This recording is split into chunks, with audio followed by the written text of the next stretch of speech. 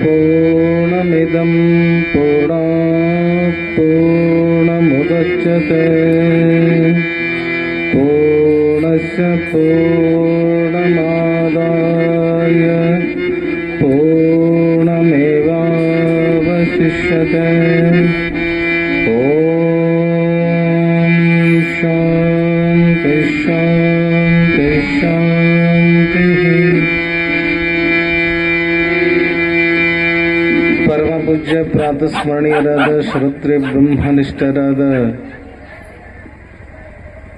ಸದ್ಗುರು ಶಿವಾನಂದ ಯತೀಶ್ವರ ರಡಿದಾವರೆಗಳಲ್ಲಿ, ಸಿದ್ಧಾರೂಢ ಯತೀಶ್ವರ ರಡಿದಾವರೆಗಳಲ್ಲಿ ಅನಂತ ಕೋಟಿ ಭಕ್ತಿ ಪ್ರಣಾಮಗಳನ್ನು ಸಮರ್ಪಿಸಿ, ಪರಮ ಪೂಜ್ಯ ಪ್ರಾತಸ್ಮರಣೀಯರಾದ ಶ್ರೋತ್ರೆ ಬ್ರಹ್ಮನಿಷ್ಠರಾದ ಪೂರ್ಣಾನಂದ ಯತಿವೀರಣ್ಯ ರಡಿದಾವರೆಗಳಲ್ಲಿ ಅನಂತ ಕೋಟಿ ಭಕ್ತಿ ಪ್ರಣಾಮಗಳನ್ನು ಸಮರ್ಪಿಸಿ, ಪರಮ ಪೂಜ್ಯ ಪ್ರಾತಸ್ಮರಣೀಯರಾದ ಶ್ರೋತ್ರಿಯ ಬ್ರಹ್ಮನಿಷ್ಠರಾದ ಸದ್ಗುರು ದೇವರಡಿದಾವರೆಗಳಲ್ಲಿ ಅನಂತ ಕೋಟಿ ದೀರ್ಘದಂಡ ನಮಸ್ಕಾರಗಳನ್ನು ಸಮರ್ಪಿಸಿ, ಜಗನ್ಮಾತೆ ಕ್ಷೇತ್ರಾದಿ ದೇವತೆಯಾದ ಬೆಳ್ಳಮ್ಮ ತಾಯಿ ಅಡಿದಾವರೆಗಳಲ್ಲಿ ಕೂಡ ಅನೇಕ ದೀರ್ಘದಂಡ ನಮಸ್ಕಾರಗಳನ್ನು ಸಮರ್ಪಿಸಿ, ಬ್ರಹ್ಮವೇದಿಕೆಯ ಮೇಲೆ ಆಸೀನರಾಗಿರುವ ಸಕಲ ಪೂಜ್ಯರಡಿದಾವರೆಗಳಲ್ಲಿ, ಮಾತಾಶ್ರೀಯವರಡಿದಾವರೆಗಳಲ್ಲಿ, ಪರಸ್ಥಳದಿಂದ ಆಗಮಿಸಿದ ಸದ್ಭಕ್ತ ಶರಣ ಸಂತ ಮಹಂತರಡಿದಾವರೆಗಳಲ್ಲಿ, ಸಂಗೀತ ಸುಧೆಯನ್ನು ಇಲ್ಲಿಯ ಪರ್ಯಂತರವಾಗಿ ಸುರಿಸಿದ ಹಂತ ಮಹಾತ್ಮರಿಗೆ ಕೂಡ ಶರಣಗಳನ್ನು ಸಮರ್ಪಿಸಿ, ಶಿವಸ್ವರೂಪಿಗಳೇ ತಮ್ಮೆಲ್ಲರಿಗೂ ಶರಣು ಶರಣಾರ್ಥಿಗಳು. ಸಮಯ 3 ಗಂಟೆ ಆಗೈತಿ. ಈಗ ಅದಕ್ಕೆ ಮೊದಲ ಒಡ ಹುಟ್ಟಿದ ಮಗ ಹಿರೇ ಮಗ ಆಗಿ ಹುಟ್ಟಬಾರ್ದಂತ. ಪ್ರವಚನದಲ್ಲಿ ಕಡೆ ಭಾಷಣಕಾರರಾಗಬಾರ್ದಂತ. ಈ ಎಲ್ಲ ಏನು ಹೇಳೋದೆಲ್ಲ ಹೇಳಿ ಹೇಳಿ ಹೇಳಿ ಎಲ್ಲ ಖಾಲಿ ಮಾಡಿಬಿಟ್ಟಾರ. ಅದಕ್ಕೆ ನಾ ಏನು ಹೇಳಬೇಕಂತ ನಾ ಚಿಂತೆಗೈತಿ. ಸಮಯನೂ ಮುಗಿದು ಹೋಗೈತಿ.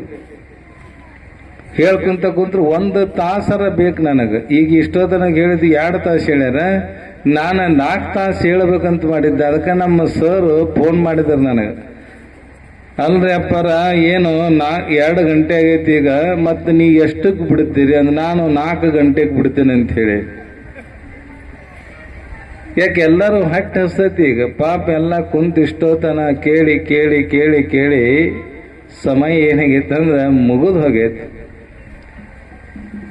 ಲೋಕಹಿತ ಚಿಂತಕರಾಗಿರುವ ನಿಜಗುಣ ಶಿವಯೋಗಿಗಳು ರಚಿಸಲ್ಪಟ್ಟಂತಹ ಕೈವಲ್ಯ ಪದ್ಧತಿ ಶಿವಕಾರುಣ್ಯ ಸ್ಥಳದಲ್ಲಿರತಕ್ಕಂಥ 6ನೇ ಪದ್ಯವನ್ನು ಬಹಳ ಸುಂದರವಾಗಿ ಮಾತಾಜಿಯವರು ಪೂಜ್ಯರು ಬಹಳ ಸುಂದರವಾಗಿ ಹೇಳಿದ್ದಾರೆ.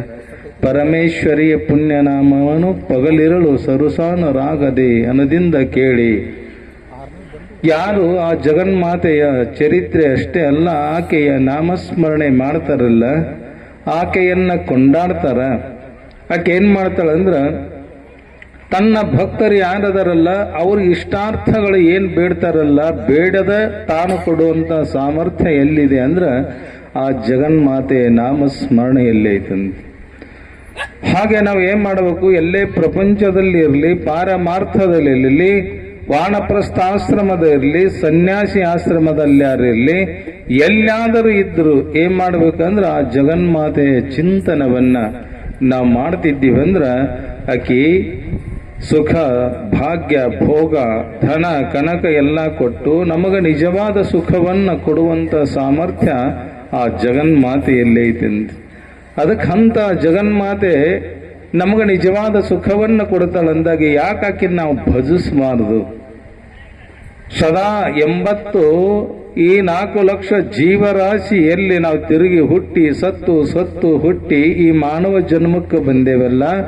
ಬಂದಾಗ ಏನ್ ಮಾಡ್ಬೇಕಂದ್ರೆ ಆ ಜಗನ್ಮಾತೆ ಆ ಸದ್ಗುರುನಾಥರ ಚಿಂತನವನ್ನ ನಾವು ಮಾಡಿದೀವಿ ಅಂದ್ರೆ ನಮಗೆ ನಿಜವಾದ ಸುಖನ ಬೇಕಲ್ಲದೆ ಯಾರಿಗೂ ದುಃಖ ಬೇಡ ಅಂತ ಬಯಸೇವಲ್ಲ.